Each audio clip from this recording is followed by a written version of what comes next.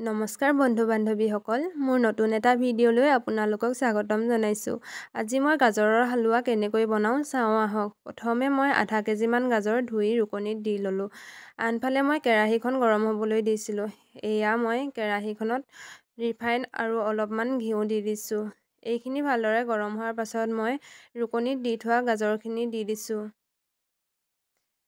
এতিয়া মই গাজৰখিনি অলপ সময় লৰাই লৈছোঁ। গাজৰখিনি প্ৰায় 15 মিনিটমান মই ভাজি লৈছোঁ কেঁচা গোন্ধটো নোযোৱালৈকে।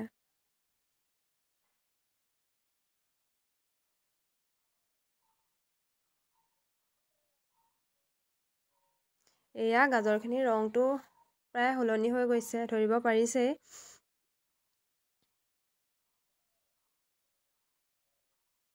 এতিয়া মই প্ৰায় 1.5 পোৱামান গাখীৰ দি দিছোঁ।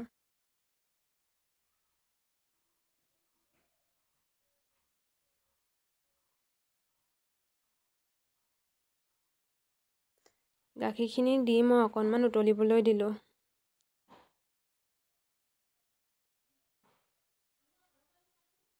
এয়া উতলাৰ পাছত মই মিডিয়াম চাইজৰ এটা কাপেৰে 1 কাপ চেনি দি দিছোঁ।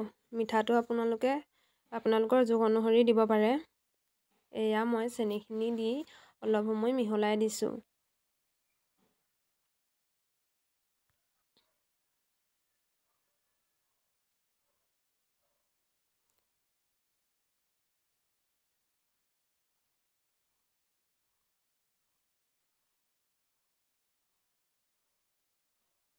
চেনিখিনি ভালদৰে মিহলি হোৱাৰ পিছত আকৌ মই কেইটামান খিচমিচ আৰু কাজু বাদাম দি দিছোঁ।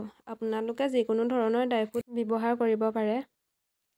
আৰু খিচমিচখিনি আগতীয়াকৈ ঘিউ দি অলপ ভাজি ল'বও পাৰে। এয়া ভালদৰে মিহলি হোৱাৰ পাছত মই অলপ সময় উতলিবলৈ দিলোঁ।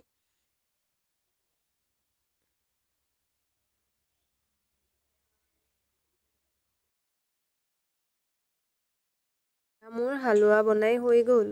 আজিলৈ আহিছোঁ। বাই।